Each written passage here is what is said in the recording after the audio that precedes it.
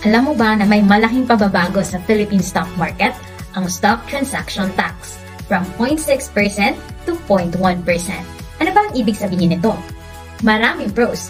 Una, mas sisigla ang trading, mas madali na mag-trade.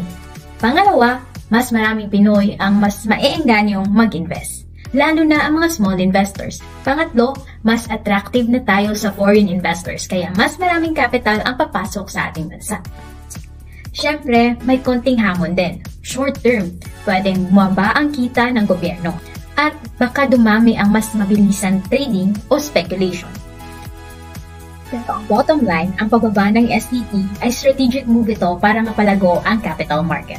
At makakatulong ito para mas maraming Pinoy ang makasali sa investing at para sa mas malagong ekonomiya ng Pilipinas. Invest smart, grow with the Philippines. Follow us for more investment tips and updates.